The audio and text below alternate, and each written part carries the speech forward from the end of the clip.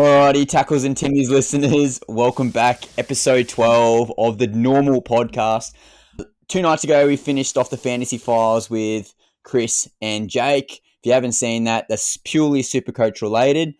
Some great little points there, especially heading to Magic Round / the buy round / the Origin period. So if you're a Supercoacher out there, check out the fantasy files on all our platforms. You know what to do. But more importantly, we've got a special guest today, Mr. Josh Randall. How are we? Hello. How you going? Good, Russ. And obviously we got the Gaz man here as well. Gaz, what's going on, mate? Hey. Same old, still doing physio. I haven't got fired yet. We're looking at hamstring corner, mate, obviously. Randall, brother man, give the listeners a bit of a rundown. Tell us about yourself. Well, clearly a Manly Warringah Sea Eagles fan. Grew up there. Born on the Northern Beaches, and we used to go there with my dad and watch games on the hill. So got a lot of blood for that club, and now live up in Queensland, and also a Titans member. They're my second team, along with Ryan and Gary here. So,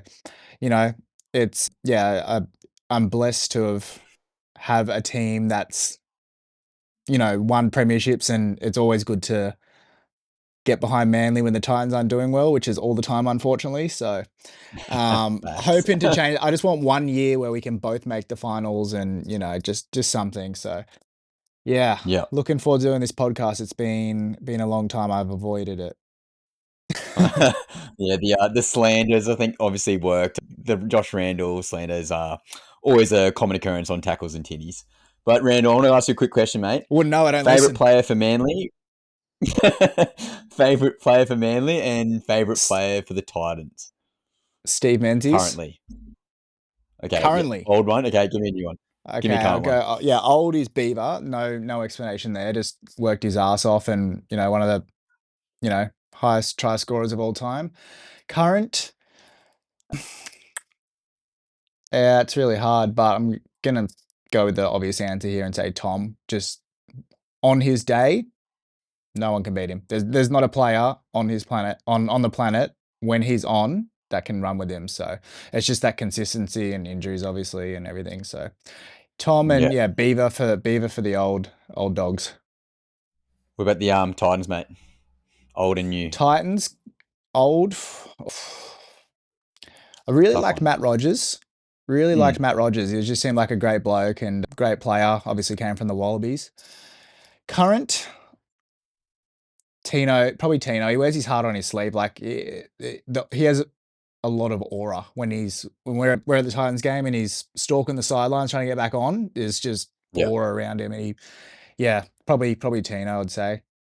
Yeah, I think he's a lot of people's favorite player, and you can definitely sense that either on the ground or on the TV. And we're so close, Josh, next to the Titans bench, and we can definitely feel that 100%. Like, he's got that presence, and when he gets taken off, obviously he's blowing, but he's pretty much looking at the box, looking at Desi saying, hey, mate, get me back out there. Hence why he's doing like 3 to 4 subs a game. So it's quite interesting. Like when he's about to come back on and stands up and starts walking down the sideline, all the fans on our side just are watching him. Like, it's kind of weird. Like, I've never really experienced that. It's kind of different to see. So everyone just starts yelling as well. So everyone just, I don't know. It's like a spiritual lift when he goes back on. 100%. Couldn't agree more. Rand, I think you just gave me a good segment idea for maybe next week post Magic Round. The biggest what if questions of all time. If someone didn't have any injuries or didn't have any off-field issues, Daly Cherry Evans of the Titans. Who would be the greatest number player of all one? That's a big what if. Injuries. Yeah, that's a good segment. All right, we'll get that going as well. That's a good one to bring up. Yeah, fans, I'm gonna post it next week, and I want to hear you guys. I want to hear, regardless of injuries, regardless of off-field dramas, if everything went perfectly in a perfect world, who do you think would have the best rugby league career of all time? We're gonna do that next week. Have that thought in your head, though. Gaz, brother man, how are you? I'm well, doing well. What's news in your world? Training for a triathlon. It's a taper week, so got it next weekend. Oh, true. That Feel quite quick. yeah, very quick. I try not to drown, really. 900-meter swim, so should be right. Fact. You'll be sweet. All right. My week, it's been good. School's back in full swing. Every second I have at school to do something else, it's still my podcast. So, yeah, I'm being a very busy man. I think Magic Round's come at the perfect time for me where I can sort of just let my hair slick back, obviously, because I love the slick. Yeah, slick back and ready to have a couple of tinnies with the boys. Yeah, I'm looking forward to that, obviously. Let's go straight into Physio Corner, Gaz. What's news for round 9 or Magic Round, or better known as adult schoolies? Yeah, adult school is how good. Yeah, it's been a rough week, hey, on the injury front, especially for the Sharks. So Hiroti, he's out for about a month with a knee strain. And then you got Cade Dykes. He's done for the season after rupturing a patella tendon, which is a tough one. They're missing Wilton and Rudolph for a few weeks, but Iro and Hamlin Ueli are set to return for a Magic Round, so that'll be a good one Good in. for the Sharkies.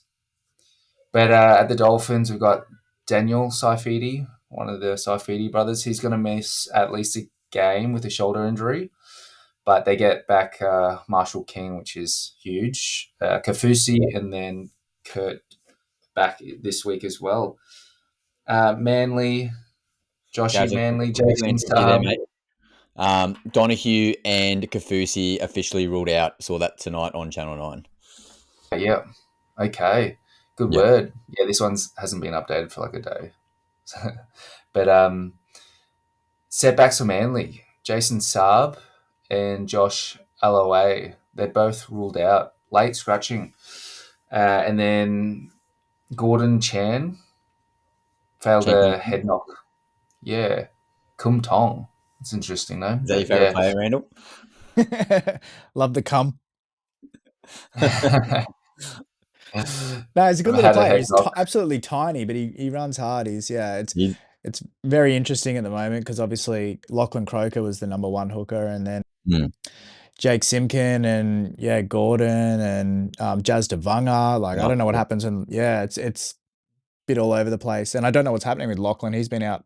The club hasn't really said a lot. He's had a pretty serious injury, so hope to see him back. But yeah, losses everywhere. You know, this time of year starts setting in. Origin period coming up. Yep. Keep going, Gazzy.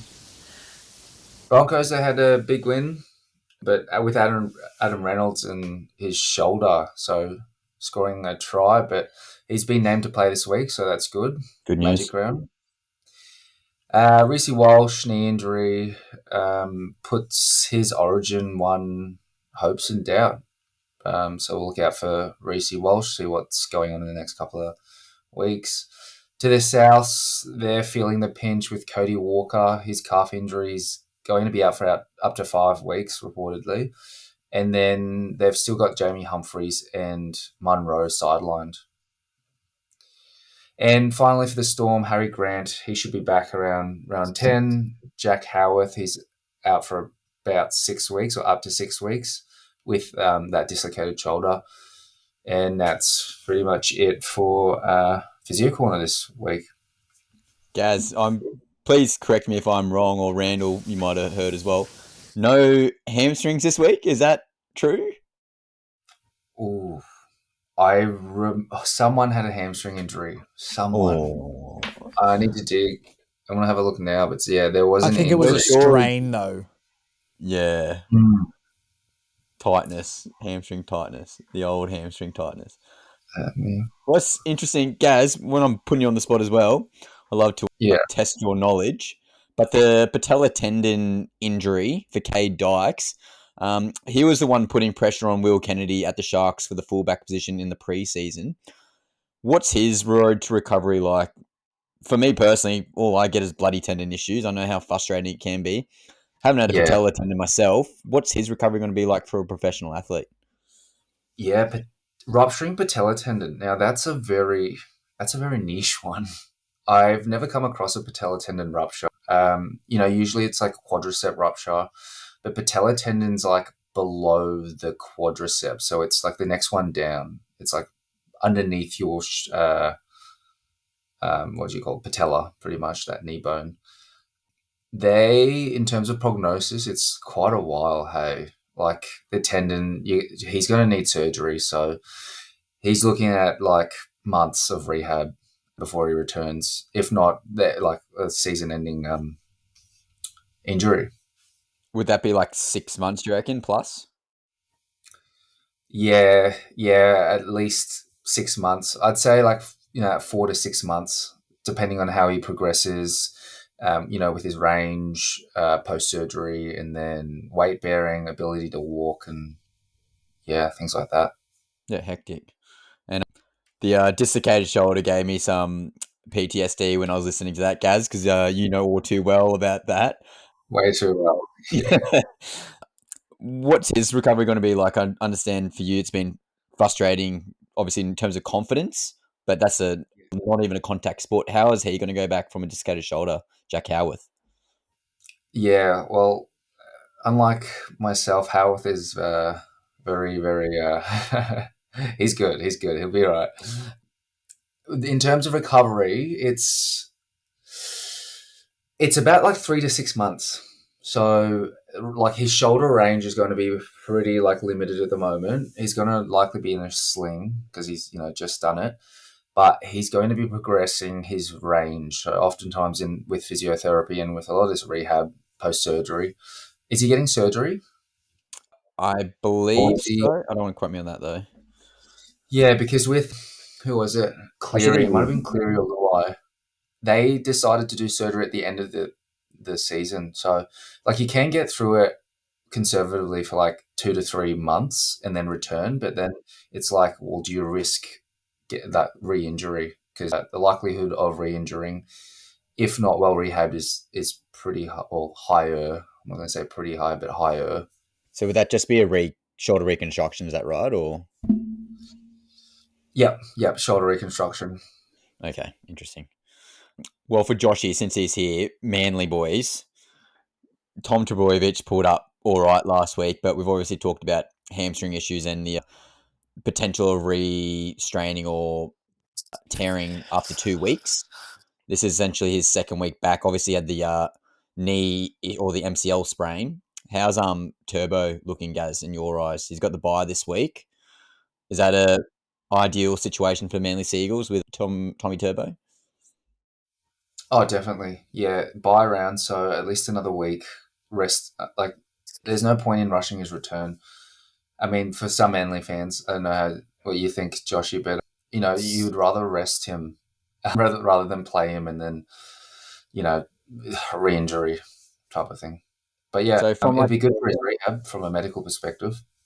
So your point of view, Gaz, is because I was a bit baffled when he was named last week because obviously they got the bye, so they essentially could have got another 2 weeks off.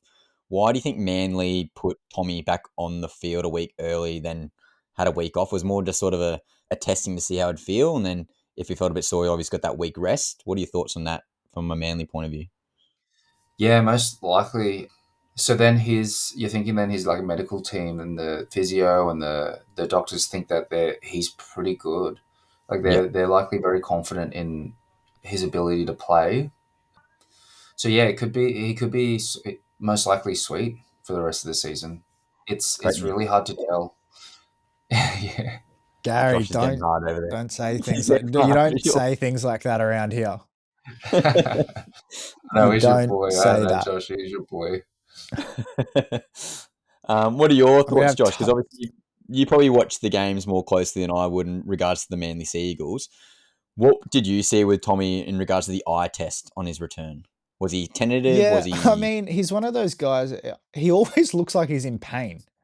Like he Mm. always has like a grimace on his face, and he's like hobbling around. You don't actually know if that's just him, like I don't know, just getting a bit into the game or a bit. Oh, that wasn't a good play. I don't know, but he's also got like the knee brace on, his knees strapped up, and you never know. Like there'll be a moment when he starts a little hobble, but then he's completely fine for the rest of the game.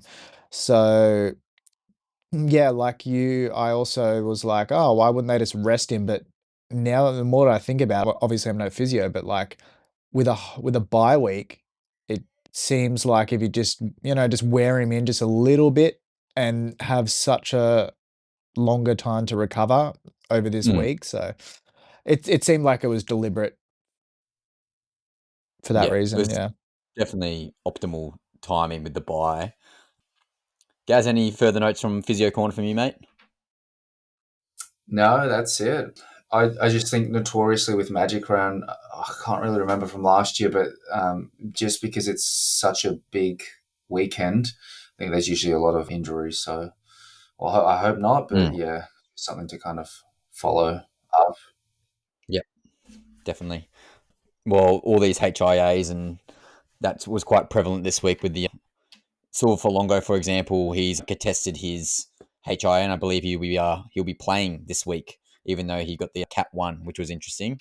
Maybe we debrief on that next week on regards to the return to play when they actually have the players can test, or the clubs can test the 11-day stand down. But yeah, thanks, Gaz. Well done. So, boys, news around the ground.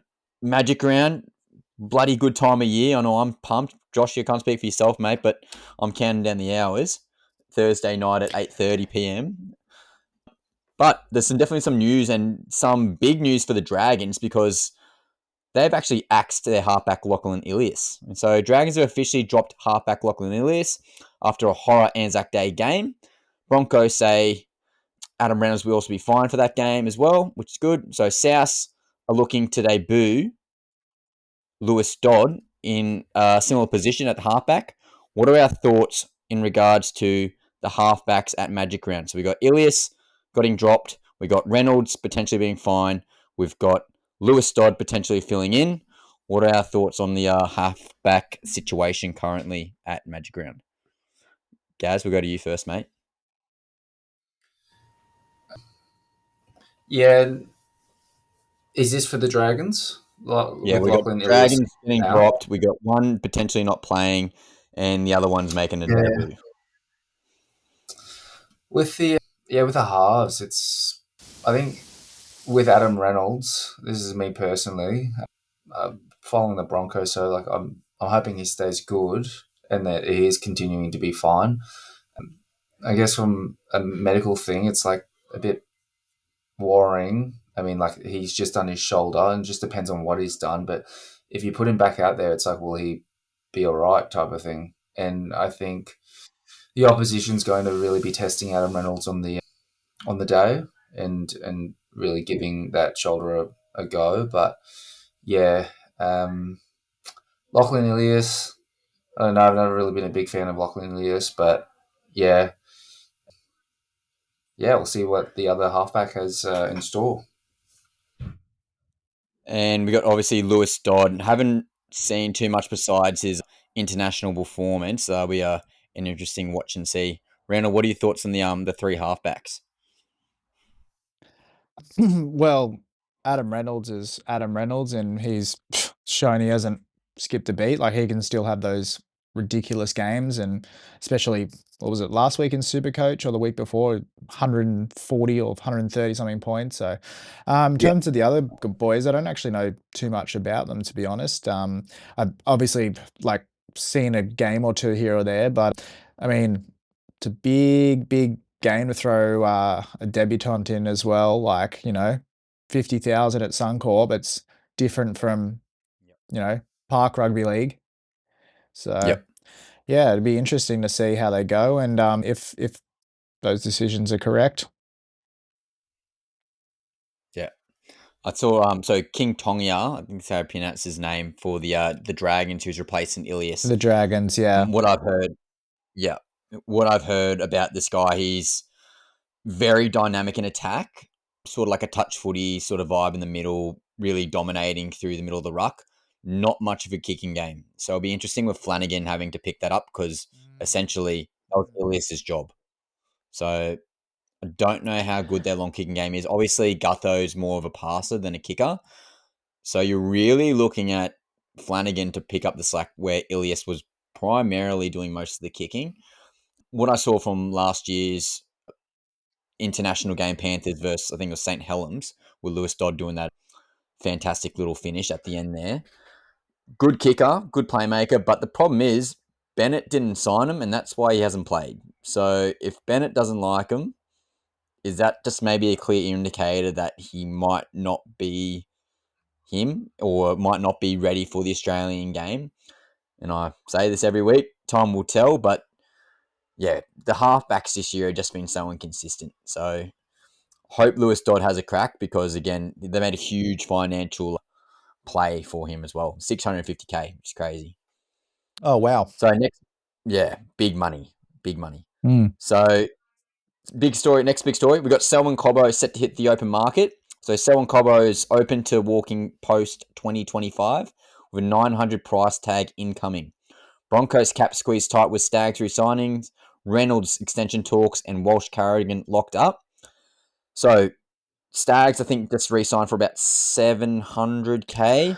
Reynolds is potentially getting anywhere between what I've heard 300K, maybe a boat or some sneaky diamond in there somewhere, tucking the old Roosters salary cap sombrero situation. But yeah, Reynolds anywhere between, let's say, 300 to 750,000. Don't know where they're going to get the cap space, but long story short. And yeah, Cobbo been looking fantastic. Obviously, one game, but I loved him at fullback last week. I think the two new teams that are coming through in PNG and Perth, they could throw big money and potentially overpay for a guy like Cobbo, or another team can obviously poach him as well. What are your thoughts on Cobbo potentially getting 900 plus K on the open market, boys? Randall, start with you, mate.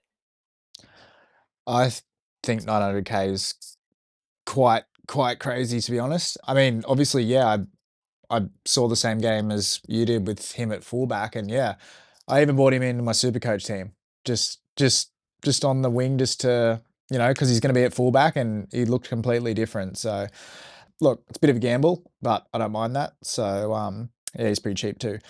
So 900K, yeah, I can't. I mean, surely when, you know, those teams enter the comp, but you're talking, what do you say, 2025? Like, Yeah, that's after this year. Those teams aren't going to be until 2027. So, correct. you know, it's either re-signing or going somewhere else, and I just can't see that happening. Especially with a young family and other family members in Brisbane. Gaz, what are your thoughts, mate? Yeah, Cobbo is a great player. 900K does seem very high, and like he is a dual position as well. Like plays wing, fullback as well. So very versatile in that fact. Yeah, I like Cobbo. He's a big boy and he's quick. Like reminds me of like an English type player. Yep. But yeah, he's a spark. He's great. But for Yep. 900K, yeah, you do have doubts if he's worth that much. Yep. I think realistically, surely if he's going to get 900K, it's going to be to one of the new teams. And I'd be Yeah. leaning probably towards the PNG team, potentially, just because he can sort of stay in Queensland, because obviously their base will be up in North Queensland. So it sort of keeps them closer to home. Not Ponga, Cobbo, I'll one up you guys, plays centre as well, mate. He's done that at a very high level at Origin, including the Broncos. So he's got heaps of versatility, and I think that's why his price tag's so high. And we also got to think, boys, that 900K in today's game isn't, it's like the equivalent of, because of the new salary cap, it's gone up in price with inflation. That's like 600,000, 650,000 from a couple of years ago. So really, it's not too bad. Very But durable. you're only gonna play that for a fullback though. You're not gonna pay 900K for a center. You know, it's Correct. got to But be a I'd team be, that's looking for that role. yep. And that's why I'm thinking one of those newer teams Yeah, would probably look to build around him at fullback. And yeah, obviously, yeah. you In can, like you said, 2027, which is, yeah, a correct. while away. So it's, yeah, Yeah. there's still things that have to happen in the meantime. Yeah. Do we think he potentially gets a shorter 1 year deal then to resign? Well, it's interesting you say that, because touching on a point that we'll talk about later, Jamal Fogarty, I think Mal Meninga came out and said that he would have signed a 2-year deal, then he could go get absolutely paid at the Perth Bears. So he said that's what he would have done. So it's quite interesting. People are already sort of taking that stance and thinking there's going to be these players that if they play their cards right, they can be off contract at the ideal time Yep. and get paid a lot for it. Yep. And I didn't even intend this to happen, but what a segue. I think that's my best one yet. The Perth Bears expansion team, boys. So they've just been approved. They're going to Perth. We're going to Perth, boys. No. A lot of boys will be in the open market by 2027. And I'm just going to name some of these guys. Ryan Pappenhausen, Cobbo, Farmworth. These are some guys who could be generational type players. I'm also going to say this to Randall, and don't hate me, but guys like Turbo could also be a viable option, but I don't think Turbo would leave. I'm just throwing Correct. that name out there. Ponga is also another name that could be thrown out there. Buller is another name that could be thrown out there. Who do you think would be a more attractive team? If you were an established player, would you rather go to PNG or like be for the PNG team, or would you rather be in Perth? What are your thoughts, boys? Gaz? Fuck, that's a tough one. Neither. Here on the Gold Coast. Yeah. Join the Titans. Well, I mean, they're Perth's probably even further away than Papua New Guinea. I mean, like PNG is my obviously logic too. going to be close to Townsville. That's about it. Yeah. That's going to be a lot. Personally, it's a theoretical, but yeah, if I was a professional rugby player, and personally, I'd go Perth, just because it's like, I don't know, beautiful beaches and stuff like that. I Yeah. haven't been, but heard it's nice. Yep. Randall, you? Yeah, I'd go to Perth as well, being a Yep. surfer. So, I mean, Yep. look, the AFL has teams over there, but like, I don't know with the time zones and stuff. I don't know how I don't know too much about the AFL scheduling, but there's already people slamming the scheduling this year because there's some teams that have, so many 5-day turnarounds and other teams that have 0 and 3 and so and you add in travel in there. If they're already having issues when all of us are based on the East Coast, then yeah, hopefully they can get it right when another international team and let's call Perth international as well, honestly. Yeah, about to say. May as well be. Yeah. So, yeah, interesting. Yeah, well, I think that's my logic too. Like, the travel would just be so hard, regardless if you're in the North Queen. Like, obviously, the Cowboys do a lot of traveling, so do the Warriors. But Perth, imagine you have to go like Perth to New Zealand and then go Auckland, up to yeah. North Queensland. Like, that could be crazy. It's a lot of travel. Yeah, it's a lot. Yeah. But again, Well, see, as at these least with guys the said, AFL though, the AFL don't have a team above Brisbane, right? So we're yeah, dealing now with way up there, way down there, say Melbourne, cross there for New Zealand, and over there and they don't have a New Zealand team either. So the distance between Perth and New Zealand, like they don't have to deal with that. So true. yeah, it's gonna be interesting. Because like we obviously complain and stuff, but then I always think about NBA players. They're pretty much traveling every single day, potentially hours They're on also end, not which is very flying similar. Jetstar with their legs up against their chin. Not King They James got anyway. private. They got rich owners for that. They got business class and champagne. Yeah, fair. Playing their blackjack. Yeah.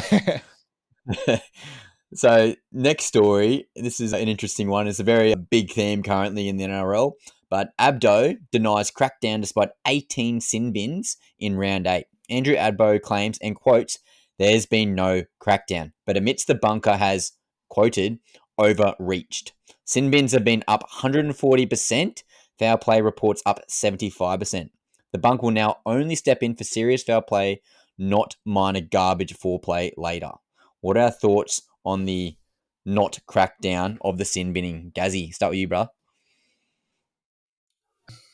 I can see both sides. Like, as a viewer, like, I hate to say it, but I'm like, oh, the game's gone soft and shit like that. It's like, it almost has, but then I can see from an NRL and medical perspective as well how important they're trying to rule out with the whole, concussion and all the future association with like Alzheimer's, dementia, and all that. So, but I guess it's a fine line, isn't it? Because sometimes you look at it and it's like, oh, Like that wasn't that bad, but when you pull it up slow mo and things like that on replay, it looks pretty bad.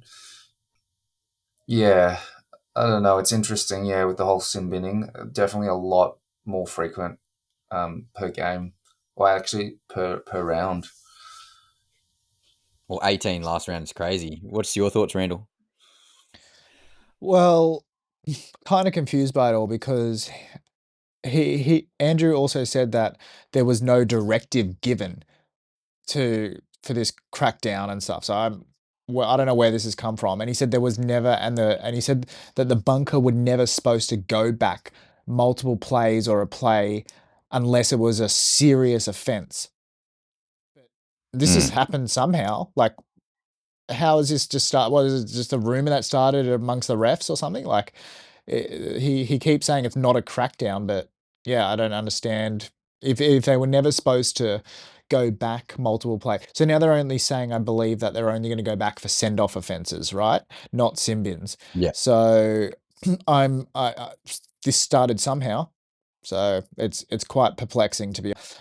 I reckon we're going to see less than half of that.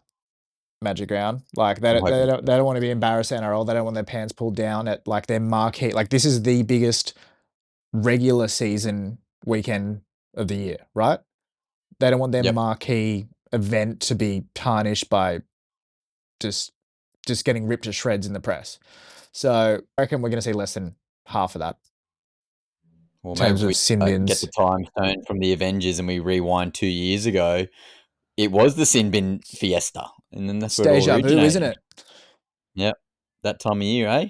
But Yeah, yeah, so my thoughts. that was what we're all like. Remember a couple of years ago, we are all just going, "How crazy is this?" Like everyone's just getting Yep, sent off, sin bin and sent off left, right, and center, and it's gone full circle again, and we're back to it. And now they're saying there's been no directive, or they were never supposed to go back and rule on plays, and yeah, so happy to see it. You know, time will tell. That's all I'll say. yeah, 100%. Time will tell. I'm with you, boys. It's just the inconsistencies, and I hate like we're 3 minutes into the new couple of sets, and all of a sudden the game gets called off for 10, 20 seconds, and all of a sudden we got a penalty from 3 sets ago. Or like the sin binning was like, oh, I hit my chest here and then my arm slid up. Like that's not a sin bin. Like that's not like me trying to Well, there break was I don't someone's know head which off. one that slid off the ball and they went back and replayed it, Oh, and then the bruh. Takeaho one, the ones that got Yeah, stopped plays ago. So I'm happy to see that ending. Like, fair enough if someone needs to be sent off or something, sure, but like some of these sim bins were not even actually a penalty. yeah, So yeah, soft. Like obviously, Gaz was on it before. Like we don't want the long term head knock issues, and we want long term and good longevity for these players because they're putting their bodies on the line. The modern day Coliseum, as I like to think of it. But yeah, it's some of these calls have been absolutely bonkers. But let's hope they found a sort of middle ground. And Josh, you were giving me shit last week that I just want to watch rugby sevens on the field. But it's yeah, true. so, the 12v12 Right will once come everyone off. eventually. Send everyone off. But yeah, hopefully Magic Round's a nice, smooth weekend with minimal controversy with the sin. One of the last stories we got, boys, we got the Panthers crisis. So they are dead last on the ladder. So Penrith are now have lost 6 losses already, and Ivan Cleary has stated the ladder doesn't matter until July or August. Rothfield slams Cleary, stating that looks like he's got no idea how to fix it. Finals now at real risk unless they win 11 of the last 16 games approximately. What are our thoughts on the Penrith Panthers? I'm rattled with the Panthers. Every Well, single week I'm going in yeah. thinking that they're Going going to. into this year, going into this year, I thought, how Luai and Fish were going, and y- every year before that, I've thought this will be the year. Or Coruscant's gone. This will be the year. Who else have they lost? Yeah, Kickow, Crichton, Crichton, right? I'm like, this will be the year. They've lost Kickout, they lost Crichton, they lost Appy, and they've just showed up Daruba. year after year. And when I found out about Luai going and Fish, like I thought, well, I've said that every year. You know what? They'll win another comp. This is the year. They've fallen off. Yep. They don't know how to play. I thought that Roosters game was going to spark something in it. That's why I was worried last week. I thought Manly were just going to be the next sacrificial lamb because they got a fire ignited in them. And no, it's the same we've seen for the first 7 rounds. And they're relatively full strength, bar having Brighton Toto. Like, Brian Toto is a fantastic player, but at the end of the day, he's a winger. So Yeah. he's not overly influential. Yes, he does 250 plus run meters, whatever it is, crazy. But he's not stopping 20 to 30 points getting scored on them. The issue is their defense. That's the eye test now. I think after they lost their first couple, I think the league sort of got some belief. I think there's been obviously a stigma with the Panthers that they're unbeatable, especially with that Broncos grand final from a couple of years back. They had no right to win that grand final, and Cleary just went fucking Super Saiyan 3 from Dragon Ball Z. Um, and that's sort of been their stigma. Like, we're the top dogs, we're the big dogs. We're not going to be dethroned until you can sort of take us off the crown. And they've lost 6 now, and every team, every single week, is bringing their best game to say, screw you, Panthers. We're back. You're down the bottom. You're washed. Thoughts, Gaz? Yeah, I was just about to ask you, right? Are you crossing a line? Like, are you crossing them out for the rest of the season? I think the league is so deep, and it's the first year in a long time where any team you watch on a given night can win a game. And we're seeing that every single week. That's the only reason I got for my tipping. That's my only excuse. There's transparency throughout the league. But and that's what you want as a fan. That's what you want as a podcaster. That's what you want as an analyst. You want to see transparency. You want to see every single game that you watch, someone's not going to get bombed out by 40 points unless you're the Gold Coast Titans from round 6 to round 8. Like, that's what we want to be seeing. Yeah, 100%. Yeah, I think Panthers, they are in a bit of a crisis. Look, if the Titans are above the Panthers on the ladder by the end of the season, I'll be stoked. But yeah, here's to praying. What, 16th versus 17th? No worries. Spoon bowl. Spoon bowl, baby. Boomba, yeah. Bring it Yeah, but on. who would have picked it? But I think I've said this before, maybe internal conversations between you boys, but Jerome Luai, obviously Fisher Harris is such a big loss. He's like their mongrel up front. But Luai is just that asshole you never want to play, but when he's in your team, he just provides you that confidence every single time you're out there. And him not being there now, relieving some pressure off Cleary, it's very, very evident, I think, watching it on the field. The eye test, no Luai, you haven't got that guy just hyping everyone up. He's such a good culture guy as well in terms of the internal foundations of the club. Yeah, very pressing this year, and I think this is quite evident. And obviously, Fisher Harris speaks for himself. He's an absolute workhorse, Australian. Not Australian, the New Zealand captain. He was co-captain or one of the part of the leadership group at the Panthers last year. Huge, huge loss.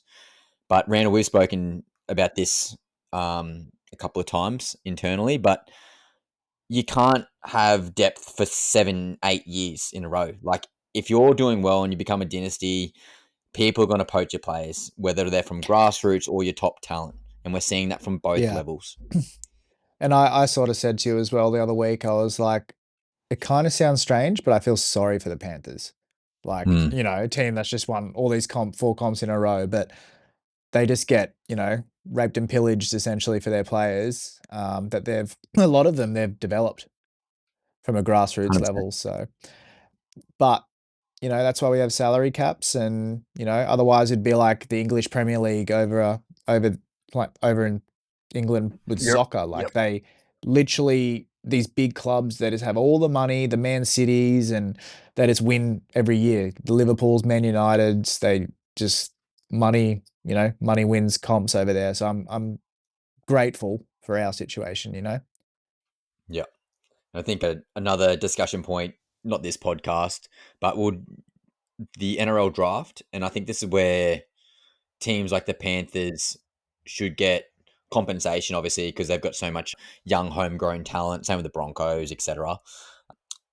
would love to see that some way. Obviously, it'd be a lot of variables to flesh out, so maybe we've got to do some own independent research here. But the AFL will do it, so it's not like it's the end of the world. It'd be very interesting if a draft was put in there because, again, you might have a homegrown talent, but you're coming first, so you don't get him. However, you might do bad like the Panthers this year and you come back down to the bottom and you can still get that talent. Yeah. Yeah. Big However, discussion it's a point. huge game. They're playing the Broncos in Magic Round. Obviously, the crowd's going to be against them. Yep. It's the Sunday 4:00, so it's the marquee game on Sunday. Yeah, the Broncos are favorites, but I still can't count out the Panthers there. It's not something I would do, especially I don't know. Yeah, Cleary's got some history in that stadium, so Yeah. see what happens. Time will tell. So, Randall, the main reason you're here, mate, and I think you might be happy, but Jamal Fogarty officially signs with Manly. So he's the DCE successor. So Jamal Fogarty will leave the Raiders at the end of the season to join the Manly Seagulls on a 2-year deal starting in 2026. This officially locks in Fogarty as Daly Cherry's replacement after the legendary halfback goes to another club or retires. We don't know just yet. But the Raiders' response. So Fogarty reportedly informed teammates last week Raiders would go all in on Ethan Strain, KO Weeks, and an Ethan Sanders probably partnership. Ricky Stewart quoted, "We respect Jamal's decision. He's been a leader of this club and always gave 100%. So what it means for Manly, Fogarty brings experience, a steady kicking game, and origin-adjacent leadership. He's not a flashy playmaker, but Manly are clearly building around Tom Turbo and some of their younger players.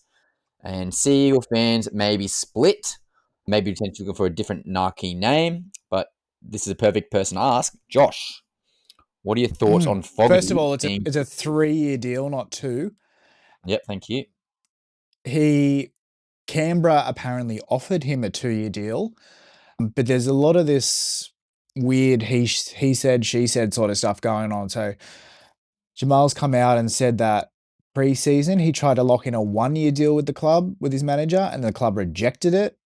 And then they offered him a 2-year deal at less than what he's currently on.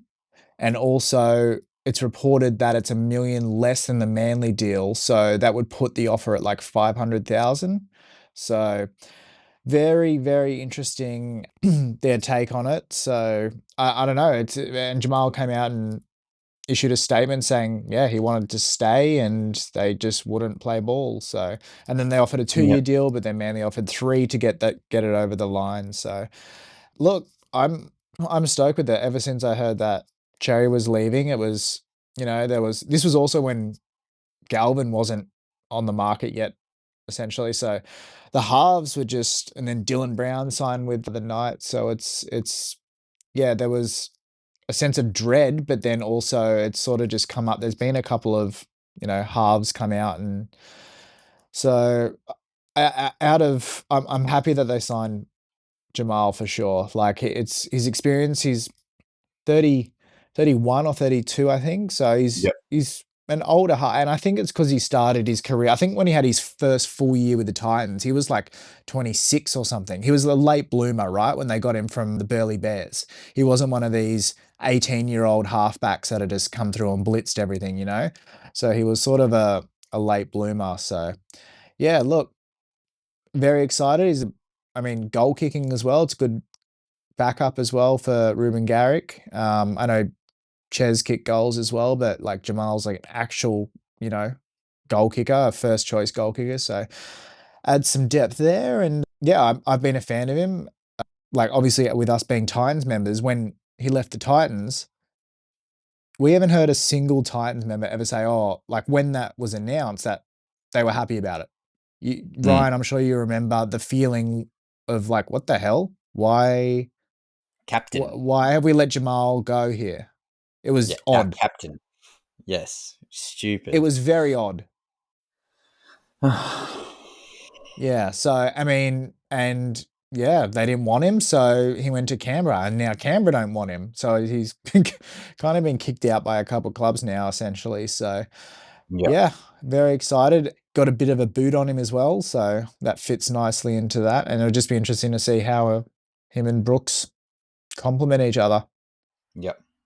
I think they'll complement each other quite well. I think he's got less of a running game than Cherry. So if anything, I think that might help Brooks's game even more Yeah. so than Cherry Evans. Gaz, what are your Yeah, thoughts, mate? definitely. Yeah. Jamal Fogarty at the Titans is amazing. I'm with you, Josh. Like, it's like, why did the Titans let him go? It's like, it doesn't make sense.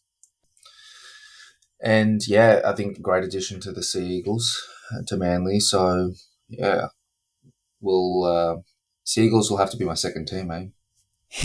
Mate, I got a hat ready to go. I got plenty of hats. I got about 50. So if you've got friends as well, I'll take them. Sweet. Yeah, but going back to that as well, it wasn't just one of those hindsight things where the Titans fans were like, oh, like in hindsight he starts playing well or whatever. Like immediately they were like, people said it was a bad decision. Everybody, he was loved by everybody. So strange trajectory. Gold Coast, Canberra, now to Manly. So after being, playing at the Burleigh Bears and I guess maybe not knowing if he was gonna make it full time as a player. So yeah, all the best to him, and yeah, looking forward to seeing him. Yeah. So he came from Ethan Sanders, who's currently in Raiders reserve grade. He went from Parramatta to go to the Raiders to sort of be the successor for Jamal Fogarty. So probably within that transfer to clubs to the Raiders, he's probably been promised by maybe 2026, 2027 that he will get the gig. So maybe there might have been some backlash there. Obviously, Jamal, well, really, when you think about it, boys, all these good halfbacks, Renault, Cherry, Jerome Hughes is obviously a bit younger, Clear is a bit younger, but you get the idea. Ben Hunt, these older halves, they're not really old. They're actually in their prime, in their like early 30s to mid 30s. That's when you sort of want to be getting them. Maybe the Raiders are looking at Saunders due to the fact that they have a younger squad they can develop together in the same sort of timeline. That's probably the only rationale I can sort of get at. They Seems a bit might not be underdone though, ready. doesn't it? Yeah. Yeah. I'm So I pulling, I'm mean, and pulling, pulling strings, mate. yeah, and also the money as well. It's been reported 2 million over 3 years, so like 650 something ish. Steal. I think that's a great Steal. deal for Manly.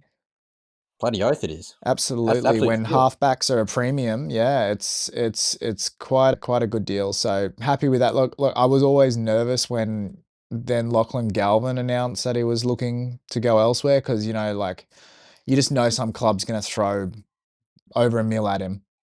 So, and I was really hoping that wasn't us because yeah, not a fan of those unproven. But I guess some clubs, you have to take a gamble sometimes. But yeah, really happy with this. And yeah, like you said, is like Cherry's what? Cherry's 36, Jamal's 31. So like, there's still it just goes to show you can be absolutely primed in your mid 30s still in this era. Yep, definitely.